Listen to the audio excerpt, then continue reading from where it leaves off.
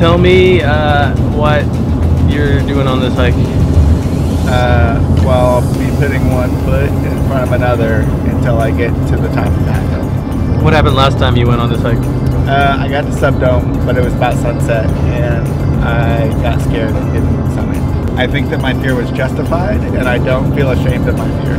I did get to the cable and clipped in. I was like, nope, this is not happening. What's the game plan here? Well, according to my wife, it's to come back in less than one piece. But I think she meant one piece. And this is your first time? First time, yep. You're half-dome virgin. What are your expectations? Yes. My expectations are everyone said it's super easy and don't worry about it. Someone told me before, just put one foot in front of the other. Yeah, I've heard that too. So much. What was your last experience? We made it to the bottom of the cables at nightfall. Matt and I summited in the wind and the dark, saw the sun go down, and then it was pitch black and very windy and cold coming down the cables. So my expectations this time are to summit in the light without wind and actually enjoy my time on top. My last time was all the way up to Subdome with my wife. Didn't make it all the way up because the last mile was complete snow. I also went in April instead of October. Bad idea. Expectations today, I'm getting on the damn rock. That's really the only reason why I'm coming is to get on top of that damn rock. Plus these guys are alright. Alright, so no wilderness permits means we either have to go up and camp illegally or we gotta do it one day. We elected for one day. Let's do this. Alright, we're about to start. Morale is low. We might not survive. Alright. Hey, yeah, just look at Mark. We made it for the first bridge on video. Perfect. We made it. All the way up there. Right there is Half Dome. We got a long way to go. We've done 2 miles. In half hour. We did 2 miles in a half hour. Yeah. Bernal Falls, 0.3. Hey, we did the same thing last time. You guys, we're killing it. Just saying, we're killing it. Tim, you're killing it. Killing it. Killing it, Tim. We've done 2 miles.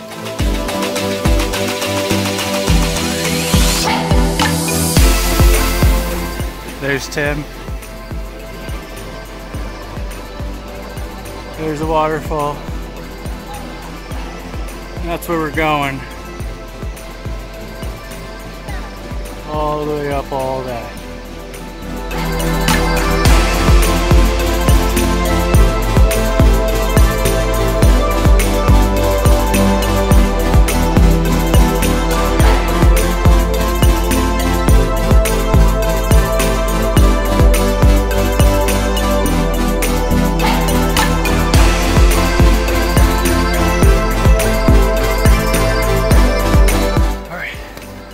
Walking on the side of the mountain. Tim's behind me. Got the rails next to me. I can barely talk, I guess. I'm trying to breathe so hard.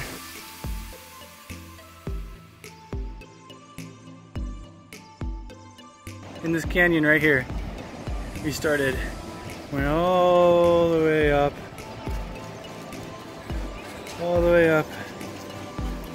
came out there. There's the waterfall right there, and where we're going. No more pants. I got shorts now. Dan's going to shorts too. How's it so far, Preston? Yeah?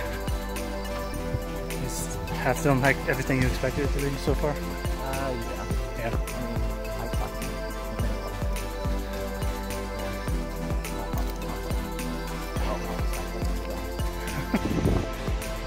Alright, so this is Nevada Falls. We're about, I would say, a half mile or so until the top of Nevada. But it's pretty hard half mile. It's a lot of switchbacks and stairs. Pretty technical stuff. So far so good. I think it's about 12:30 right now. If we can get to the top of Nevada before 1, that'd be perfect. I think we're still on schedule to summit. Whether or not we're gonna keep Tim, I don't know. I think he can make it. We'll see. All right, it continues.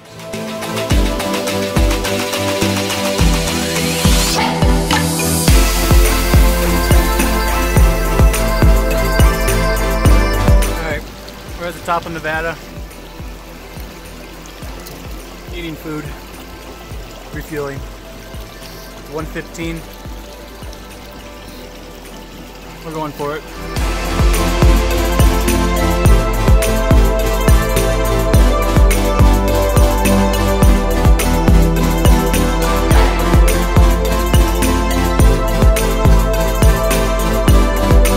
Okay, it's like 1:45. Packing up for lunch. We're gonna hit it out. Unfortunately, we're gonna have to say goodbye to Tim. He's gonna go back down. He's worried he's not gonna make it up at the top. So better safe than sorry. We miss you, Tim. Half Dome, 4.5 miles away. We're only going to Half Dome? Or we're going to Whitney? You guys want to go to Mount Whitney? It's only 250 miles from here. Sounds doable. Did you guys bring enough stuff? I'm like 4 to 5. Okay, cool. Yeah. Let's do it.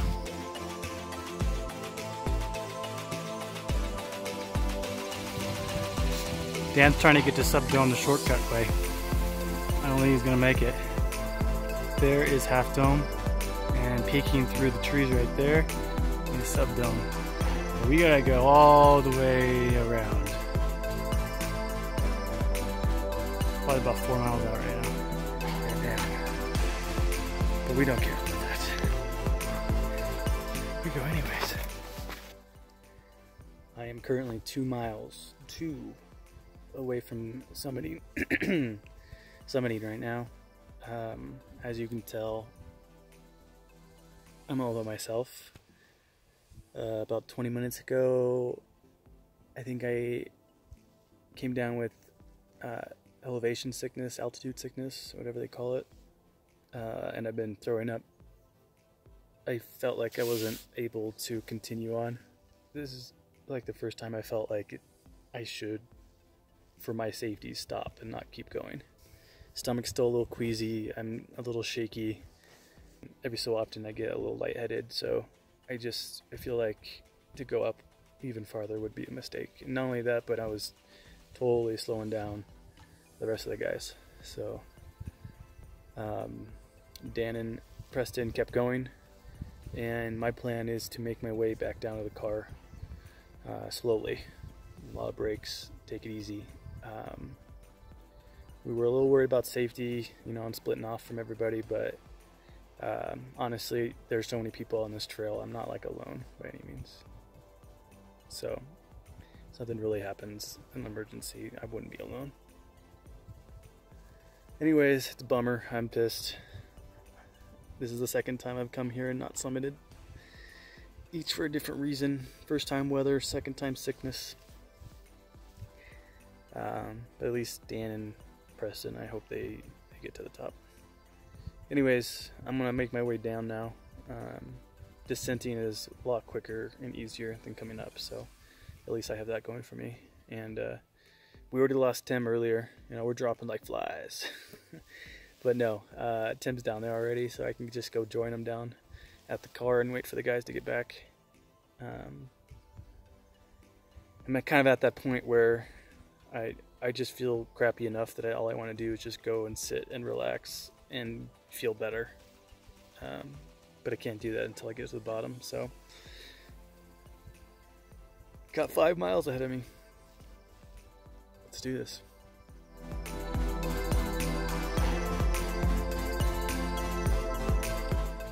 So I thought I would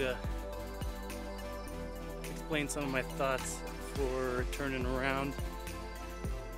Been walking for a little bit. I've been able to kind of think through my decision. It was a hard decision to make, I guess. After thinking about it more, like right now I'm feeling a little bit better. That's because I got some electrolytes in me. I got some rest. I've been going downhill now, so it's not as extenuous. Anyways, what I kind of came to the conclusion of was that it was probably the right and smart decision, because while I feel a little bit better now, I kept trying to strain myself to keep going those last 2 miles. Who knows what would have happened, you know? I was getting a lot of lightheadedness, so I might have fainted at some point. I might have, you know, on the ropes, been kind of shaky with my hands, so then not roped in correctly. So really what it comes down to is a safety issue. I can't really trust myself in those situations when I'm sick, because you have no control in those times when, you know, your body gives out on you. So I decided it's not worth the risk. You gotta be smart. If I had collapsed somewhere out there, that would have been a nightmare. You were so far up here. That's like, it's a helicopter rescue at that point. Nobody wants a helicopter rescue. That's kind of the mentality there. I was raised and kind of grew up with the mentality of you push through everything. But there's some things you just don't mess around with, which to me, it's safety is one. You know, if I was just gonna go play sports while I had a cold, that's one thing. But trying to hike 2 more miles up Subdome and clipping into the cables and hoping that I don't get hurt, that's just not something I'm willing to play around with. I guess the biggest thing here is that I'm being smart and safe, and I think that's the best thing you can do as a hiker, instead of pushing things and going beyond your limits. Because I'm not an out of shape guy per se, like I could be in better shape, but I've done this hike before and I got almost to the summit. The only reason I didn't summit was because there was snow and I was physically barred from going up to the top. So this trip is really actually interesting, because I've never had this happen to me before, where I've had to turn around because I got sick. Like I said, I'm feeling better now, but that's because I'm going downhill. Downhill is easy. Going uphill, that's a different one. That's the explanation. I'm sticking to it. The other thing that is actually a benefit or a good thing that came out of having to turn around early was that I get to shoot more video and take some pictures of this amazing place that is Yosemite. You can kind of already see behind me just the amazing view that you get here.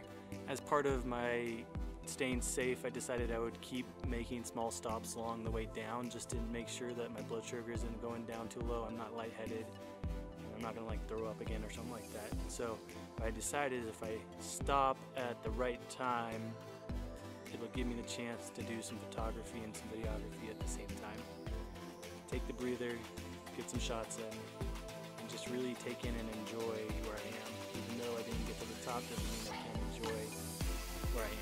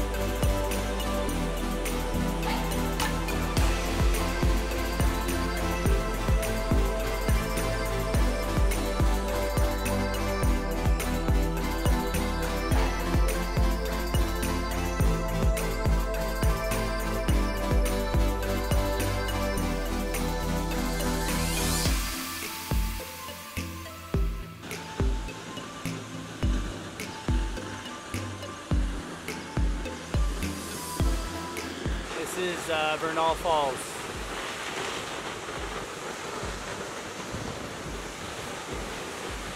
Pretty cool. I actually had to come down here from the trail. It's like an off-beaten path situation. You can kind of see where the trail is up there. There's also this little pool down here. You can see. Pretty cool. Kind of pushes off those rocks right there. And there's the pool.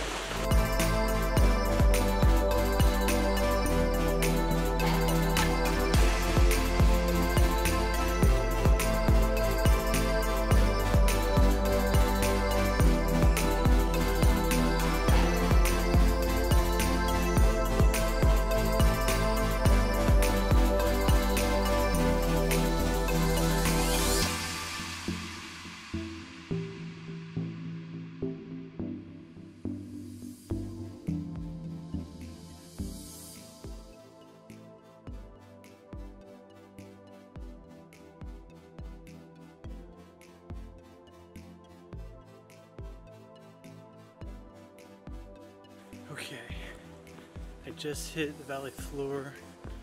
I have a little bit longer to go to get back to the car. 6:41. If I get back to the car, I'm assuming it's gonna be another 20 minutes or so, 7 o'clock. Started at 11, getting back at 7. 8-hour day. And that's without somebody. It's getting dark now, as you can kind of already tell.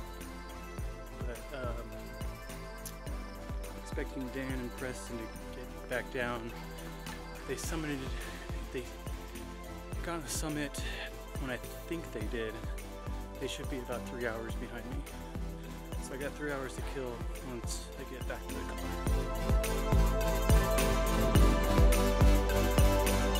car.